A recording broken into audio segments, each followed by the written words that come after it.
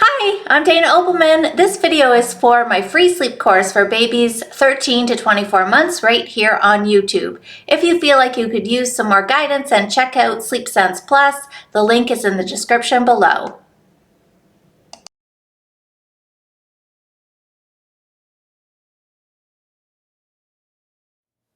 Good morning, welcome back.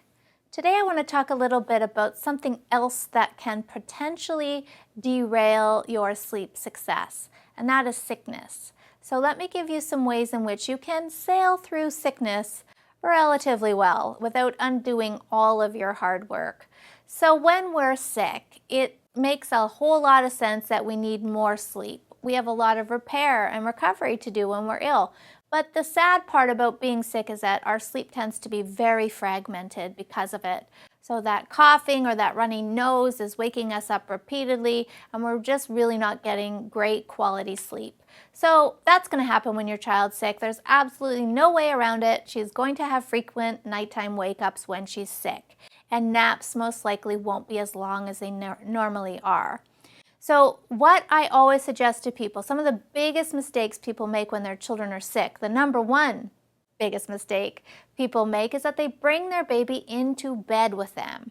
So, in my mind, I think, how is anyone going to get good quality sleep with a toddler in your bed? I love a funny quote about sleeping with a toddler is like sleeping with a drunk octopus trying to find his keys. They're all limbs and legs and arms and fingers. They don't really sleep in one specific spot. They tend to migrate all around the crib while they're sleeping. They're very, very active sleepers. So if you're going to bring your toddler into bed with you when she's sick, neither one of you is going to be getting good quality sleep. So please don't do that, especially if that is what she used to love. If bed sharing is something you've worked hard to stop, please don't go back to it, because just even a night or two back in bed with you, and you may feel like you're starting the program all over again. If you're really worried about her through the night, then go to her. Bring in an air mattress or a spare bed mattress and fling it on the floor and spend a couple of nights in her room so that you can keep a close eye on her through the night. Don't do it more than 3 nights in a row, though. Anything you do 3 nights in a row is potentially habit forming.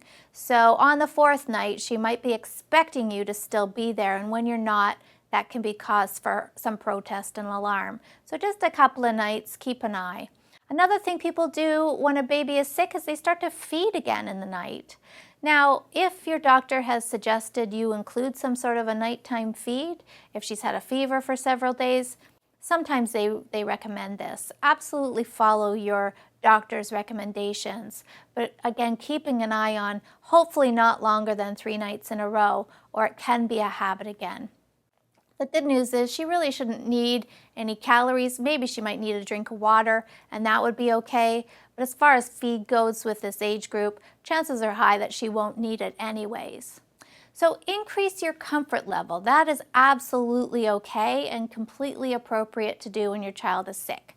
For example, my second son in the toddler years went through a whole year of just one ear infection after another, and he would absolutely need a little comfort in the night. And one of us would go in, have a little cuddle with him, wipe his nose, maybe give him some more pain medication to manage it, and then back to his crib he would go. Now the good news is, if your baby or your toddler has great sleep skills, which she will, they won't really want you to interfere.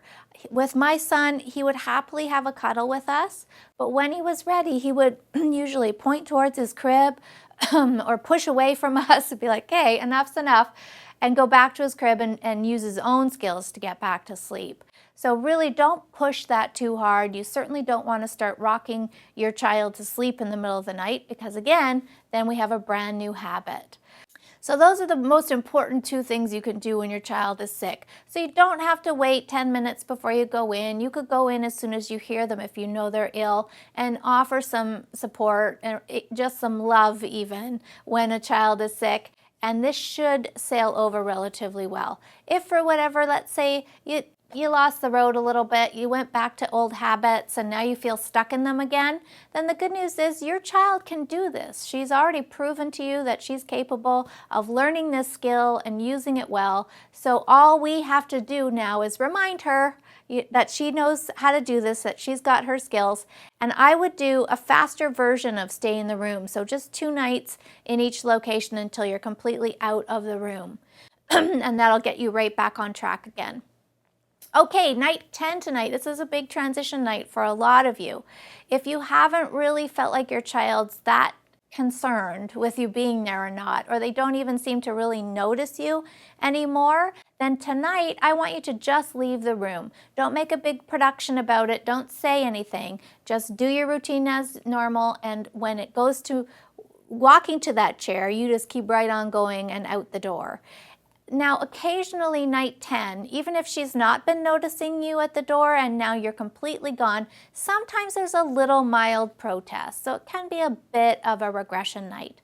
If it's pretty mild, then just every 10 minutes, I want you to go into the room, say your key phrase, maybe do 1 or 2 careful touches, and then leave again for another 10. And while you're in there, you're really only in there about 30 seconds just to reassure, and then leave again. And this shouldn't take too many tries. Maybe 1 or 2 little 10-minute checks, and your child should be asleep and sleeping through the night. Now, if your child, and I would say this is sort of the 18-month mark and up, may be still concerned with you being at the door or still really tuned into where you are in the room. So tonight, we're going to move your chair slightly out of view. So have you sit just in the doorway with your legs showing into the room.